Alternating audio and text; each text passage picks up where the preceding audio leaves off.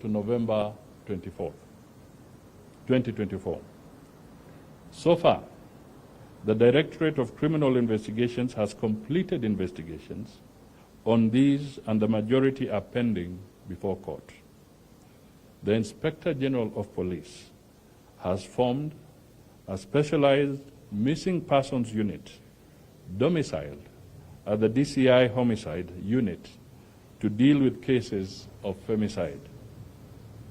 In addition, His Excellency the President William Ruto, on Tuesday, 17th of December 2024, that is earlier this week, directed the formation of a presidential working group on femicide.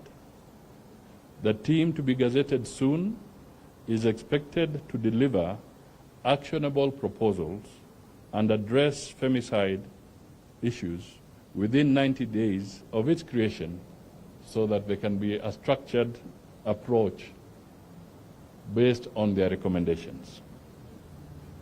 On road accidents, the country has recorded an increase in serious injury due to road traffic accidents, rising by about 11% since 2023. There has, however, been a decrease in fatalities among drivers, passengers, pillion passengers, those are the ones who ride at the back of a motorcycle, and motorcyclists by 5.85%, 10%, 9%, and 10.05% respectively. The month of December normally records the highest number of fatalities. I therefore urge Kenyans in this festive season, especially public service vehicles, drivers, driving on long-distance trips, to be careful and drive safely. To ensure the safety of our people during the festive season, I give the following directives to our security enforcement officers. 1, increased police presence and patrols along major highways, both day and night, to monitor and enforce compliance with traffic laws. The enhanced patrols will serve to discourage reckless driving and speed violations, and to prevent unlicensed and overloaded PSVs from operating. 2, strict enforcement of vehicle roadworthiness regulations, including ensuring that all PSVs have valid road service licenses, either for long distance or commuter routes. This will help ensure that only safe vehicles are on the road. 3, heightened action against illegal and unlicensed PSVs to prevent them from operating as passenger transport vehicles. Such vehicles should not be allowed to carry passengers, as they do not meet the required standards for passenger safety as stipulated in the NTCA operations regulations of 2014. We need them to enforce speed limits across all major highways and prevent road crashes relating to speeding.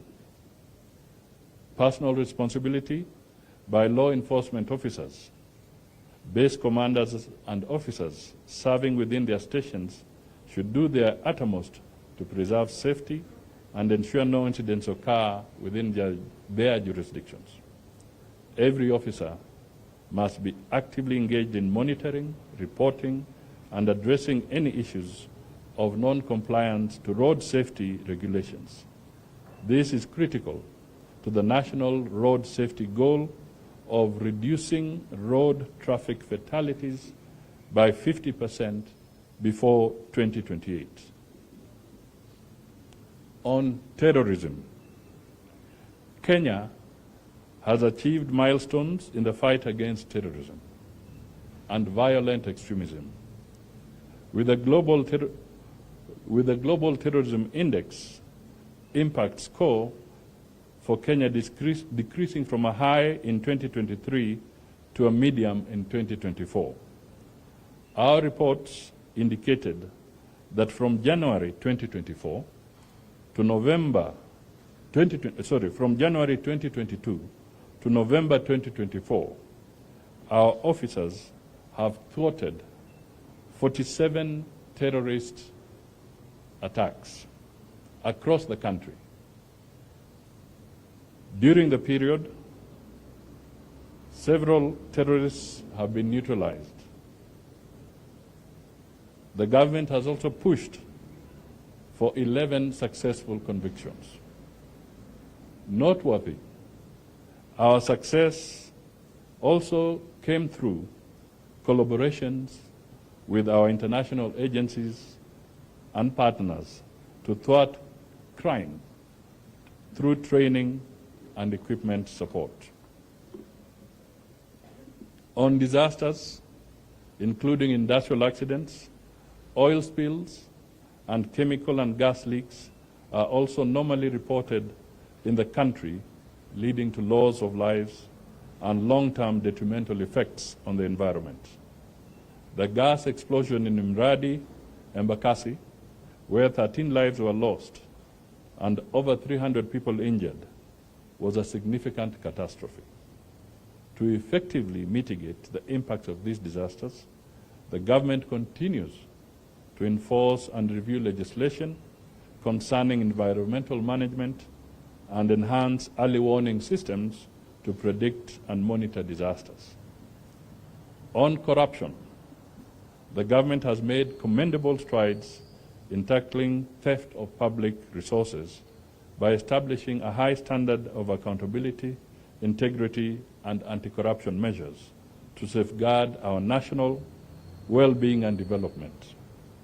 A total of 49 cases of public interest have been registered in court for the prosecution involving amounts totaling to 6 billion Kenya shillings, and of course 15 convictions have so far been made. In the International Civil Aviation Arena, or organizations ICAO, the Universal Security Audit Program has indicated that Kenya has achieved a 91.77% rating, placing it second on the continent. This accomplishment showcases the country's commitment to ensuring the highest levels of safety and security at its airports, including Jomo Kenyatta International Airport.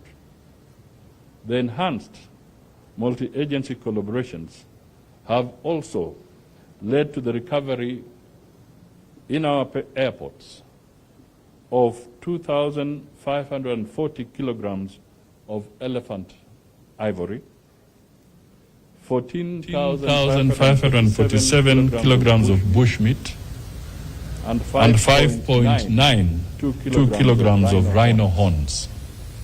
Five suspects were arrested and prosecuted this year. In the mining sector, there have been instances of illegal mining activities resulting in loss of revenue to the government through tax evasion, corruption, and fraud. Most artisanal miners in Kenya are found in the following counties: Taita Taveta, Kwale, Migori, Kakamega, Vihiga, Siaya, Marsabit, West Pokot, Samburu, Garissa, Kajiado, Mandera, and Machakos.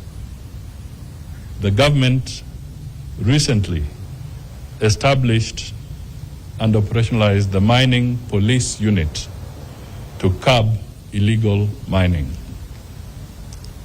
On social media and the rise of sensational and misinformation, we request citizens to be vigilant to sensationalist social media posts and seek to verify the authenticity of information posted online. While social media is an invaluable tool for disseminating news, it has unfortunately been used by several individuals to manipulate public perception and pursue political agenda inconsistent with our national interests and against the sanctity of the Constitution. And let me just give a very recent example. Earlier in the week,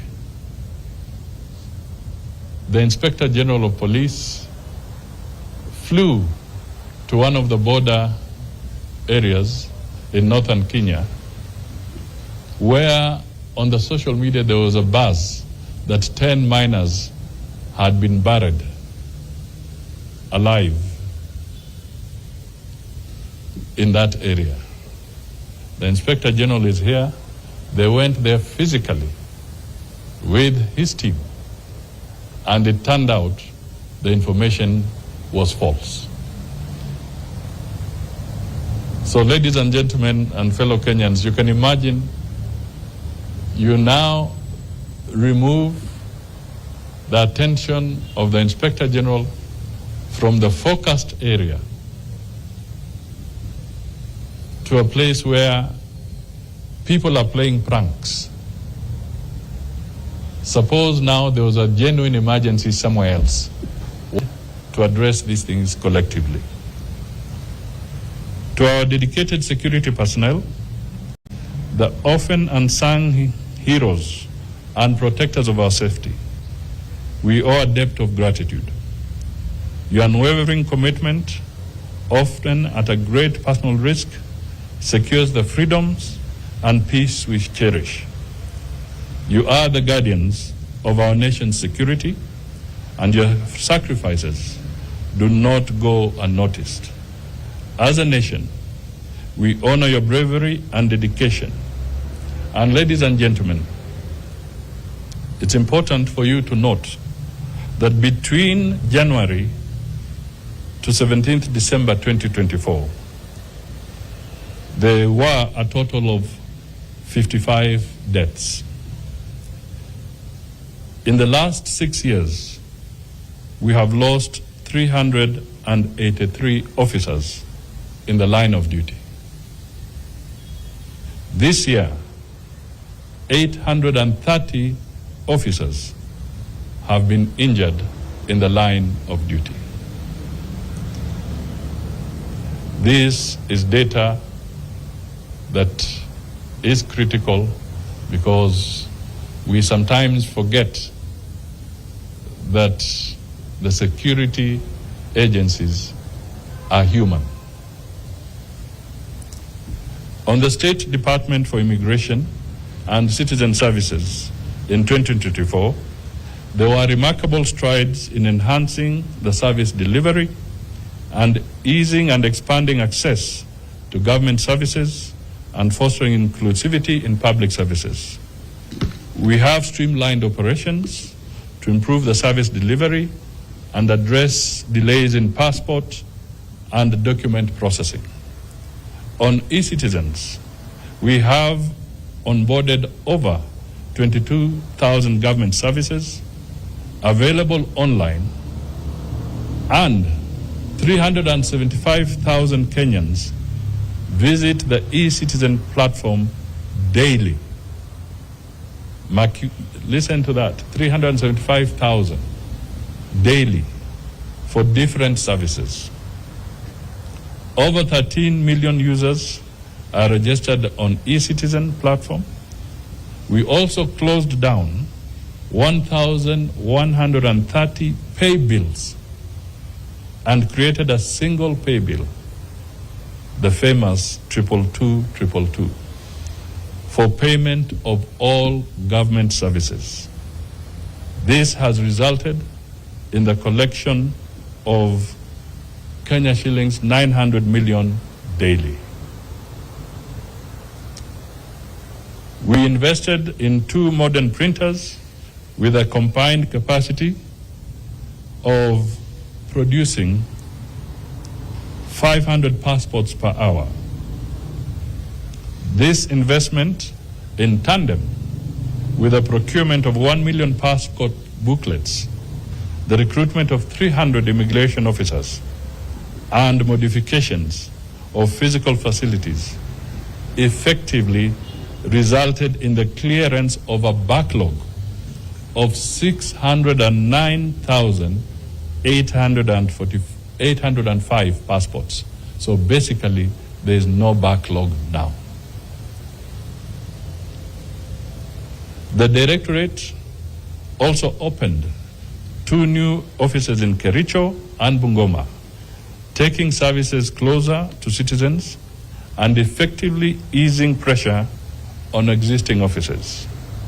To encourage the uptake of job opportunities arising out of the government's efforts to secure foreign jobs for its citizens, the Directorate also set up special desks to hasten the issuance of passports.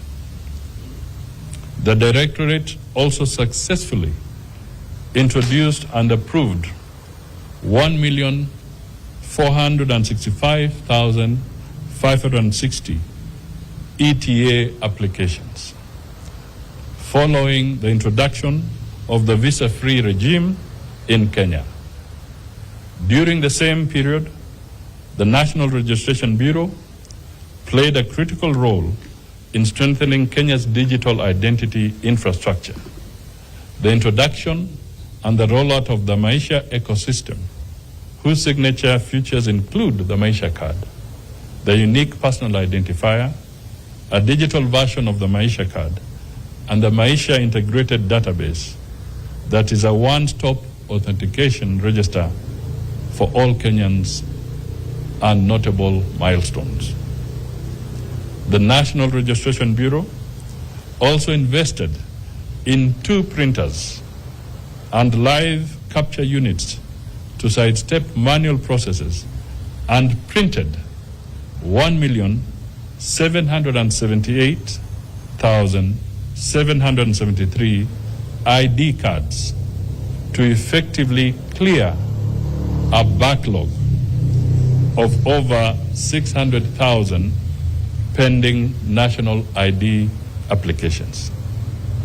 It also extended to the registration of first-time ID applications to approximately 900,000 Form 4 students who are eligible to prepare for transition to tertiary institutions, and we also opened 54 new grassroots offices. At the Civil Registration Services, 35 new offices were opened. The unique personal identifier system was successfully deployed in Nairobi and Huduma centers and digitizing over 16 million records.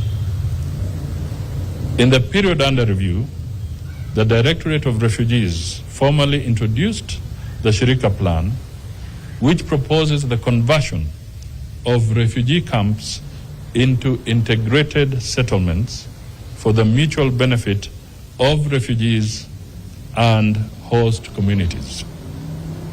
Ladies and gentlemen, this Shirika Plan has now become a global flagship for benchmarking in dealing with refugees. This is Kenya that has pioneered and led in this Shirika Plan. In summary, the State Department of Immigration and Citizen Services made tremendous progress in 2024, achieving substantial advancements across various departments. On behalf of the Ministry of Interior and National Administration and all security agencies, I would like to wish you and your families a peaceful, joyful, and safe festive season. May we cross over to 2025 with renewed hope and a steadfast commitment to each other and our beloved nation. Asanteni sana. Thank you for listening. It was very comprehensive, and you will get it from the media officers present in the government. Asanteni sana.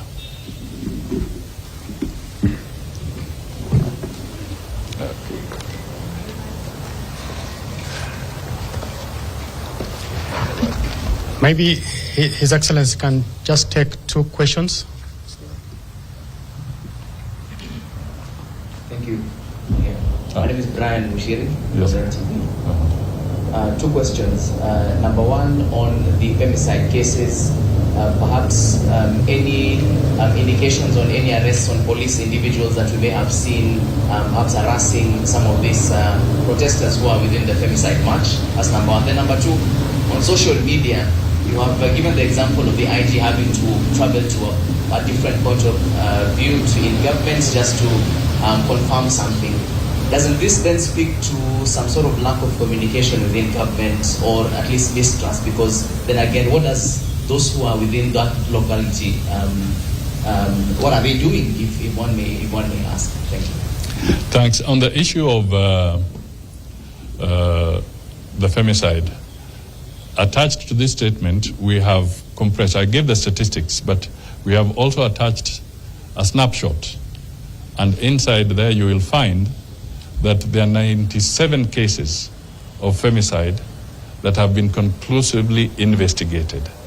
And they are either in court or on their way to court. But you'll get the data that will be shared with you. On the issue of